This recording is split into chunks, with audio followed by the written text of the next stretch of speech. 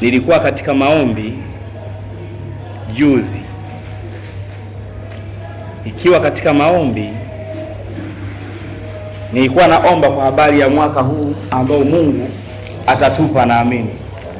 Nikasikia sauti ikiniambia hivi, kuna baadhi ya watu,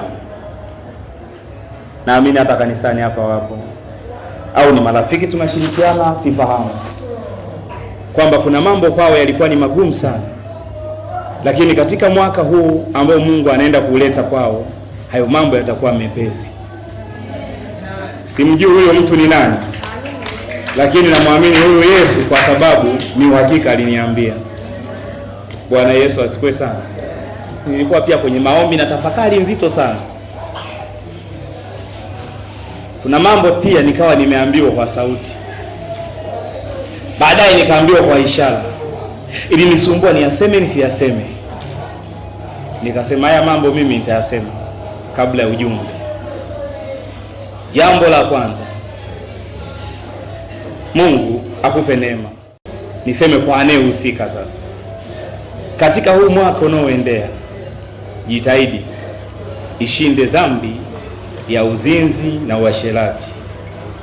Bwana Yesu asifiwe sana. Nimeambiwa kwa msisitizo, ndio nikasema mimi sio nabii, nasema kile ambacho Mungu ameniambia. Ni ukweli mmoja ni hilo. Sifahamu ni nani yamkini amekwamishwa sana kwa sababu ya hiyo dhambi. Umekuja kwenye ibada hii, pokea hilo jambo ni la Mungu. Amen. Amen. Jambo la tatu, nikiwa natafakari na ninaomba tena nikaambiwa neno hili. Katika majira haya ambayo Mungu naamini atakupa, uwe makini, maana kuna watu si wazuri. Najua si kwa ajili ya kila mmoja, ila wewe ambao yamkini utayaona au Mungu atakufunulia, mimi sifahamu, kwamba kuna watu wanaweza kukuzunguka wakawa sio watu wazuri kwako. Sasa ilishia hapo. Ushauri wangu, sikilize Roho Mtakatifu, ambatana na watu ambao safari yao ni mbinguni. Si watu wote wana mpango wa kwenda mbinguni. Ndio maana mtu anaweza akaja kanisani baadaye akakwambia hebu twende kwa mganga, yeye anamuita mtaalamu. Hilo jambo lisikuhusu.